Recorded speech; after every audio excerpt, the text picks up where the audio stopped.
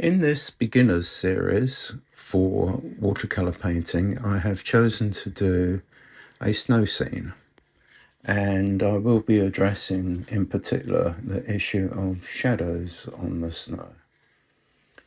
I've started by a wash of yellow on the top left hand side and a wash of blue on the other side, bringing the two together but leaving as much yellow as possible, coming all the way down past the distant hills. And Colin has asked us, when we receive comments, to address that issue of shadows in snow paintings. So I bring that across, and I know there's quite a few strokes of the brush here, and a lot of people say, well, you should hardly touch the paper, but I'm not an advocate of that. I don't slavishly follow that rule, so to speak. Sometimes it's appropriate, but you don't have to be a slave to some of these rules. So I'm careful around the structure of the house or cottage in the farmyard. And then whilst we're still wet, I bring in a little bit more blue, come down as much as possible, and continue, but leave as much as that yellow because we got a bit of a sunset going on over there. And always remember to dry the edges of the paper so that you don't get creep back. Now, I've dried that off with a hairdryer, and then I've gone into the pigments again, the yellow, which is Indian yellow with a little bit of Windsor yellow, and the blue is Windsor blue, pure Windsor blue. At a later stage, I can add some Scarlet Lake to it, a colour of that nature, to deepen it. So I've chosen to do another wash on top of the dried wash in the sky because I want to emphasize that even more, give it more depth. And so that's what I'm doing right now. Bringing those brush strokes across from the right to the left, leaving the yellow as much as possible, just coming into it a little bit to show interesting cloud shapes. Then when that has dried, I'm starting to lay in hedgerows on the distant hills. When this one's coming down near the cottage, make sure that it doesn't conflict. In that sense, if it came right up to the chimney, that looked very odd, and therefore it's coming down, pointing towards the roof, a little way down. And then just rough in those distant hedgerows with a combination of the Windsor blue and light red, or you can use Indian red or Scarlet Lake as you wish. So continue with those hedgerows. And what I will be doing a little bit later, you'll see me laying in some ridges on the hillside, ridges in the snow. And they will be sort of a little bit jagged. They won't be strict straight lines. They'll have a little bit of an interesting shape to them. And now I'm just painting around. Here we go. We're laying in some more ridges. Like I've laid some on the right hand side and now laying some on the left hand side.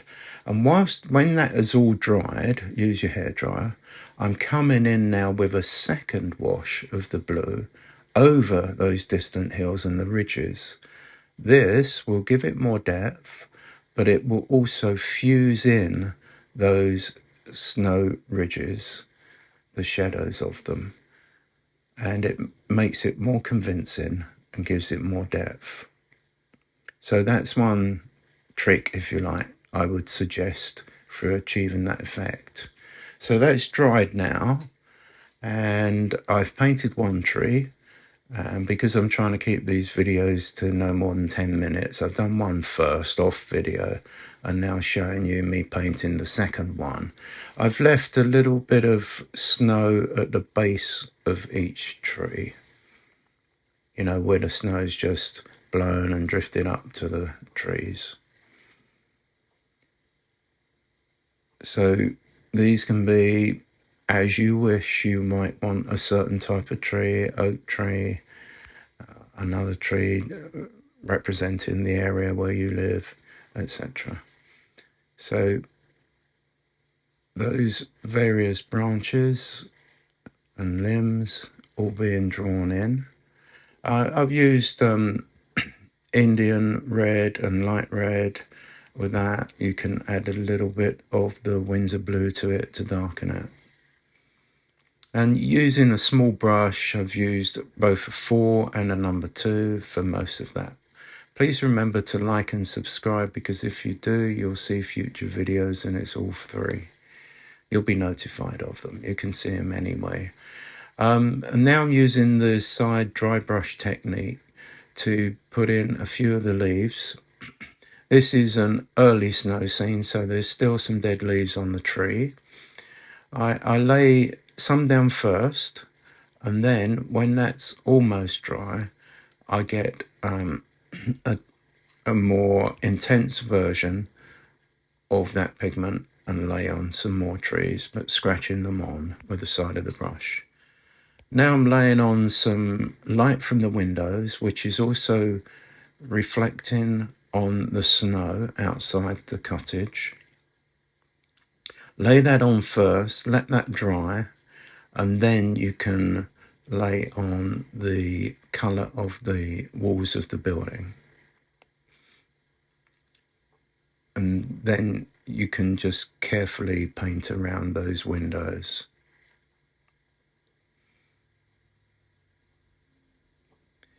This particular colour of the side of the building and brickwork gives a nice contrast of light versus dark against the snowy background and foreground.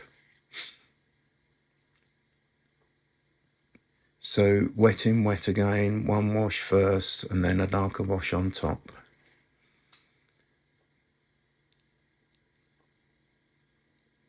And there's these little attached buildings, you know, little work sheds and a little barn at the back.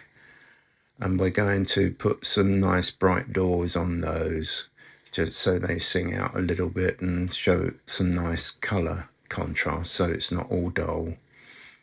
Then of course there'll be the colour of the clothing of the people that will add a little bit of interest as well in that sense.